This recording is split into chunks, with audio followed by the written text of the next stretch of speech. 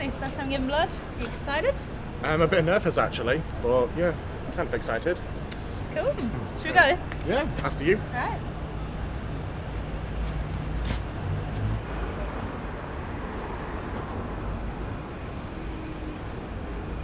I couldn't give blood because I'm gay. You're gay, so you're not allowed to give blood? Yeah, pretty much. Some of the MSM policy, they say if I'm having sex with another man, I'm not allowed to give blood because my blood might be contaminated. The Men Who Have Sex with Men policy states that any man who has ever had sex with another man is banned from donating blood for life. Oliver and I have decided to find out more about this issue and discover if this is a policy that should still be in place. We decided to visit Attitude magazine headquarters in London. We wanted to speak to the editor of Britain's leading gay publication and find out his opinions on the blood ban. I guess I first knew about the blood ban when I was growing up. It seemed to be, one of the list of kind of homophobic things that were in place in the country. It was just another one of those things that kind of seemed to be quite outrageous when I was younger. But like lots of gay people are offended by it, and lots of people, really see it as this terrible homophobic injustice. And I think I felt that for a long time before I feel like I thought about it in more depth. So I've never given blood. It's sad because I would like to give blood, but can I honestly say at every point, can I honestly say for sure at this moment that I'm HIV negative? I don't think I can say that for sure. We have come to interview Alan Bailey and Kelly McBride. They have been campaigning against the blood ban for many years. I've flyered on this issue more times than I care to remember, and never ceases to surprise me that every time you talk to people that just do not know it exists and do not know it happens. Student groups are continuing to do their information pickets, they're raising awareness around it on campuses, and that's been going on up and down the country. So there's a pile of petitions and signatures on one of my staff members' desks, where we're collecting them ready for when we will be handing them into Sabto Games. To prove that Oliver's blood is safe to donate, he has abstained from sex for 3 months. This will allow him to bypass the window period where HIV might be present but not detectable. This test will reveal Oliver's true HIV status. I'm going to continue to abstain from sex for the duration of this documentary so that my HIV test results will remain valid. It's very important to realise that HIV is not something limited to the gay community, far, far from it. And just on a basic sexual health level, I think it's good practice to encourage people, to go and get tested, every 6 months or so. We're going to test you. We're going to do an HIV test today. What I do is I take a finger prick blood sample, probably from your middle finger. Your hand's fairly clean. This one. And draw it up into a little pipette, glass pipette. So the blood needs to come up to the black line, if you can see the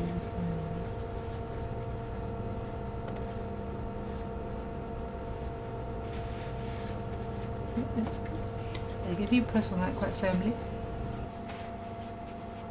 and then dab the blood onto here.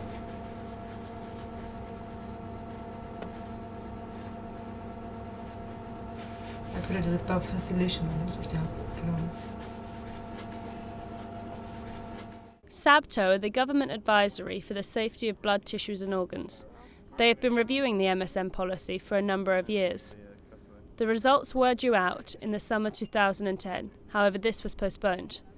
The results are now expected the end of May this year.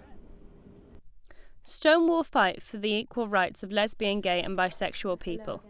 We have come to speak to them today to find out if they're taking any steps against the blood ban.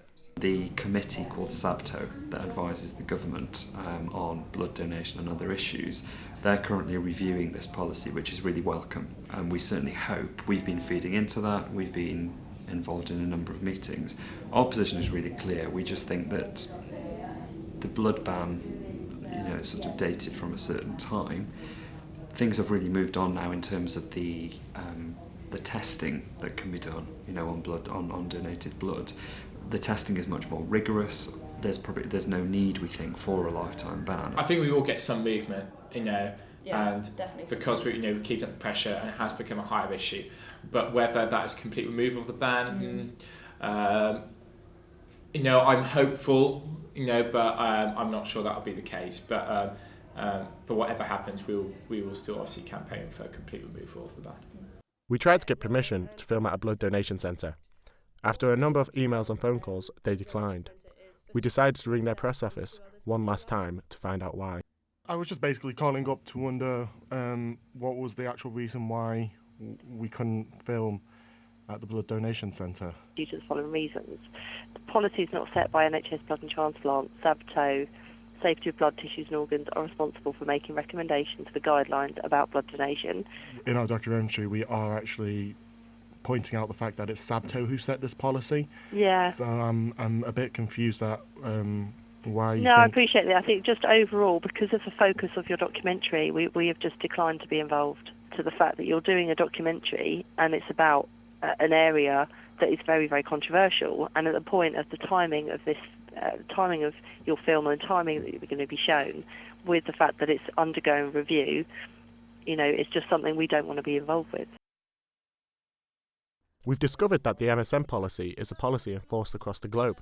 However, in recent years, many countries have removed the lifetime ban. Being well known for his human rights campaigns and involvement with the blood ban, we thought it would be interesting to speak to Peter Tatchell and find out more about his experiences and opinions on the issue. In many countries around the world, there is now an end to this blanket lifetime ban. Japan, Argentina, Spain, Italy, Australia and others have scrapped the blanket lifetime ban. They have reduced the restrictions, and I believe that Britain should follow suit. Obviously, from the evidence that Italy and Spain have presented since, saying that there's not been a rise in infection, certainly I think works in favour of our argument. But I don't necessarily think that it will directly influence the decision of the UK government, personally. Ooh, are they them? Yep, they just came. We got our results. I think that's your one. Oh. Let's hold this eager. I'll tell you mine if you tell me yours. Negative. Same, negative. The results of this was negative, yeah. The absurdity of the current total ban on gay and bisexual men donating blood is highlighted by the fact that a heterosexual businessman who goes regularly to New York, where there's a huge HIV epidemic, and has lots of unprotected sex with lots of women, he's allowed to donate blood. But a young gay man living in some remote, rural community who's perhaps had sex once or twice with another boy his own age, he can't. The risk factor for the young boy is almost zero. The risk factor for the heterosexual businessman is very high. These hypocrisies, these double standards, highlight why the existing policy has got to change. Because,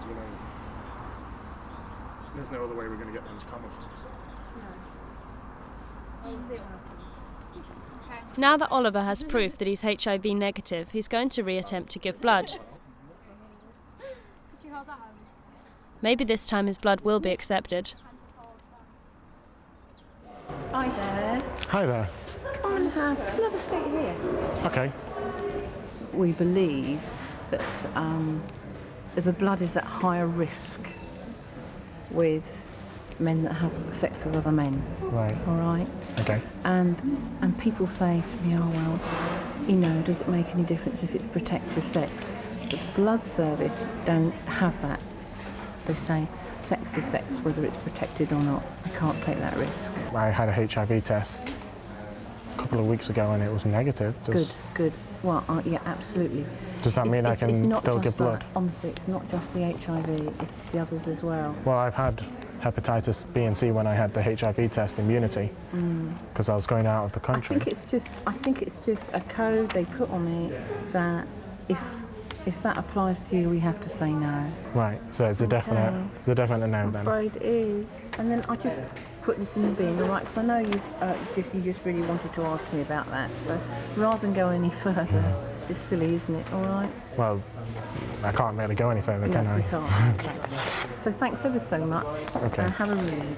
Okay, All thank right. you. Thanks for coming in anyway. Thanks. All right, bye-bye. Right.